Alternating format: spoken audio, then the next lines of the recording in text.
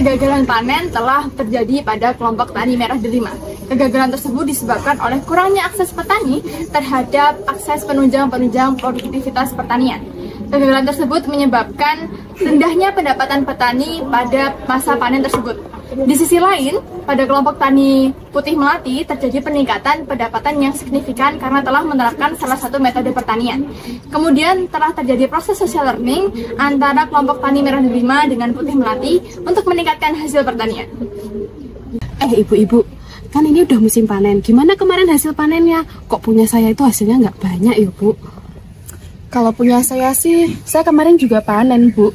Tapi pas dipanen, terus saya hitung kan sama suami saya, kok kayak rugi gitu, malah nggak untung gitu rasanya.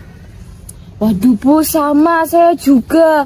Mana tuh udah hasil sama kualitasnya tuh menurun sama musim panen sebelumnya. Jadi ya terpaksa tetap saya panen. Akhirnya yo gagal panen toh Bu.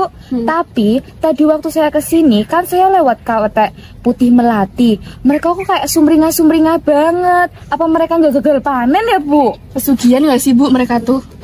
Yuk masa sih? Padahal itu cara nanam sama, tanamannya sama, waktunya sama. Masa bisa lebih berhasil gitu loh Bu? Ya pesugihan itu Bu. Waduh, kayaknya enggak deh ibu-ibu, kok malah jadi julid kayak gini. Dadah, nanti coba saya tanya ke Mbak Falmai gimana cara mereka nanamnya. Karena kan apa yang ditanam sama, cara nanamnya juga kurang lebih sama. Berarti yang salah itu kan sistem kita ya Bu. Nanti saya coba tanya deh, kita cari solusinya. Dah, sekarang bubar, jangan malah julid kayak gini. Dah, wes.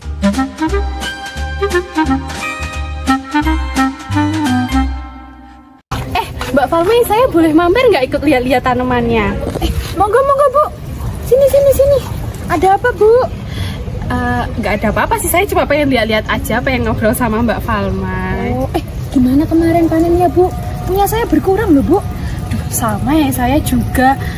Anggota-anggota saya tuh semuanya cerita hasil panennya tuh berkurang. Tapi kok saya lihat anggota-anggota Mbak Falmai pada kelihatannya kayak senang-senang semua, nggak ada yang sedih karena gagal panen. Sama saja Bu, cuacanya juga lagi nggak menentu gini. Berkurang drastis dari yang kemarin sama yang sekarang itu beda jauh Bu panennya. Tapi kok ya saya tuh suka lihat anggota-anggotanya tuh pada happy-happy. Kok bisa toh Mbak? Lawang ya anggota-anggota saya tuh pada lesu semua. Apa rahasianya Bu? Saya pengen tahu. Kelompok tani saya itu loh Bu, pakai corporate farming. Corporate farming, apa itu Mbak?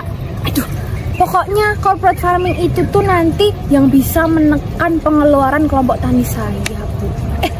Ngomong-ngomong, besok itu ada pelatihan dari mitra usaha tani kelompok tani kami Bu. Saya boleh ikut nggak? Saya mau tahu tuh tentang apa tadi? Kor apa tadi? Farming tadi? Corporate farming. Ya boleh Bu, monggo. Bisa langsung gabung saja besok. Oh gitu nggih? Kalau saya bawa anggota saya juga boleh nggak Bu? Oh ya nggak apa-apa, monggo silakan langsung aja bawa semuanya. Besok ada pelatihan di kelompok tani kami. Terima kasih sangat nggih Mbak Falmai. Kalau gitu saya mau pulang dulu. Terima kasih atas rahasianya. Besok saya datang nggih.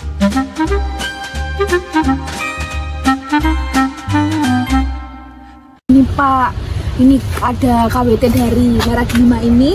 Ada Bu Intan, Bu Bila, ini mau ikut gabung ke sini, mau ikut pelatihannya sama Pakmu. Oh iya, boleh, monggo. Ada jadi, apa Ibu? Katanya ada yang mau ditanyain tuh.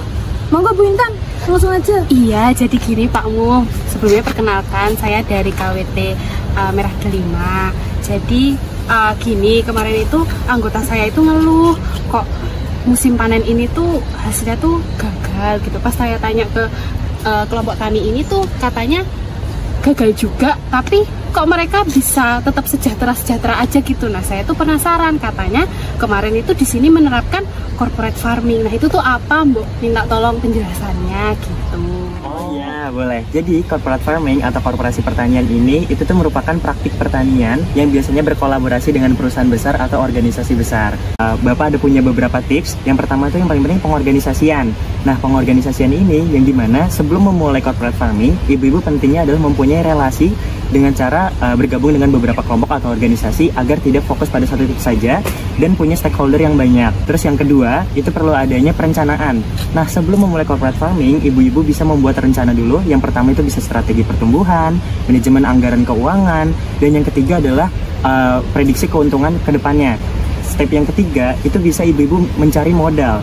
Terus yang keempat, adanya diversifikasi produk dan pasar. Nah, yang step keempat ini, ibu-ibu tidak hanya harus fokus pada satu produk saja, tapi bisa mengembangkan dari berbagai produk. Terus yang kelima, itu bisa dengan pengembangan sumber daya manusia. Ibu-ibu, anggota kelompok taninya itu bisa dengan cara adanya pelatihan, bisa mengundang PPL, atau pemateri-pemateri agar sumber daya manusianya itu keahliannya bisa bertambah skillnya. Gitu ibu-ibu. Dan yang terakhir ini, yang paling penting adalah dengan mengadopsi teknologi dan inovasi. Nah, pentingnya apa? Dengan adanya teknologi dan inovasi ini bisa diterapkan dalam pertanian, agar pekerjaan ibu-ibu semua ini bisa lebih efisien dan efektif. Begitu ibu-ibu. Oh, iya. Oke, Pak. Paham. Tapi saya tadi saya paham, Pak. Tapi mungkin buat anggota-anggota saya nanti saya sampaikan kalau kedepannya nih saya minta tolong Pakmu untuk bisa ikut pendampingan ke kelompok tani saya juga, apakah boleh? Boleh banget Ibu. Silahkan kalau mau main-main ke rumah saya juga nggak apa-apa. Terima kasih, Pak. Ya, silahkan dicoba Ibu corporate farmingnya. Iya. Semoga sukses ya. Iya, terima kasih. Semoga hasilnya juga meningkat kayak kelompok tani kita ya. Iya, terima kasih. Terima kasih.